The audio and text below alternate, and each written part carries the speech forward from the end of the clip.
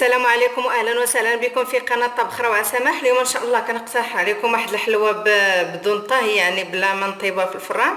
فكنحتاج العقده ديال التمر، فانا ضفت ليها واحد نص كيلو ديال الكاوكاو مطحون، وضفت ليها واحد المعلقه كبيره ديال القرفه، معلقه ديال الزبده، وجوج معالق ديال الماء الزهر باش لميتها باش جمعتها. وكنحتاج هنا الكاوكاو مهرمش كما كتلاحظوا معايا، شويه يكون شويه مهرمش شويه غليظ. فغادي نبدا على بركه الله.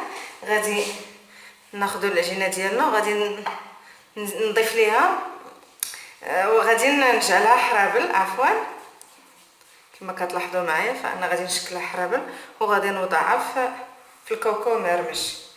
فهادو حلويات سهله وبسيطه لعيد الفطر ان شاء الله. عواشركم مبروكه.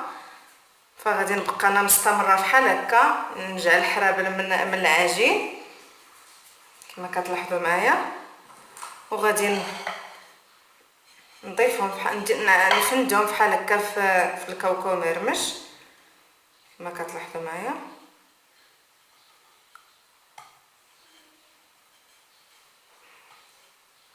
فغادي نعملهم بحال هكا هلاليات كما كتلاحظوا معايا بحال هكا، وغادي تشوفوهم معايا في الشكل النهائي ان شاء الله. الهلاليات ديالنا وجدهم بعد ما فندتهم في الكاوكاو، فكنحصلوا على حليوه راقيه وزوينه في المنظر ولا كذلك في الذوق، بلا عذاب كما كنقولوا. فكتوجد في ساعه، يعني في 2 دقائق حنا وجدنا حليوه ديالنا لعيد الفطر.